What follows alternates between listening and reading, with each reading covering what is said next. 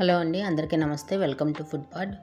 ఈరోజు కొబ్బరి మసాలా వేసి ములక్కాయ కర్రీ ఎలా చేయాలో చూద్దాము. ముందుగా కుక్కర్ గిన్నె తీసుకుని అందులో ములక్కాయ ముక్కలు వేసుకుని అందులో పసుపు, ఉప్పు, సరిపడా వాటర్ పోసుకుని ఒక విజిల్ రానివ్వాలి.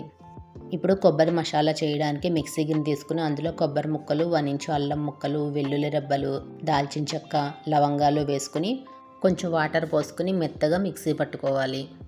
ఇప్పుడు స్టవ్ ఆన్ చేసుకుని కడాయి పెట్టుకుని అందులో ఆయిల్ వేసుకుని ఇందులో పోపు దినుసులు, కరివేపాకు వేసుకుని పోపు దినుసులను దోరగా వేయించుకోవాలి.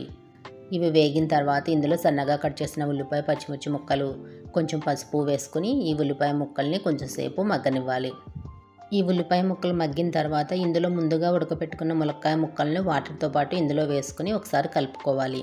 ఇప్పుడు ఇందులో కారం, టేస్ట్కి సరిపడా సాల్ట్ వేసుకుని ఈ కారం ములక్కాయ ముక్కలకు బాగా పట్టేలాగా కలుపుకోవాలి. ఇప్పుడు ఇందులో కొబ్బరి మసాలా పేస్ట్ని కూడా వేసుకుని బాగా కలుపుకుని మూత పెట్టుకుని ఒక 5 నిమిషాలు ఉడికించుకోవాలి.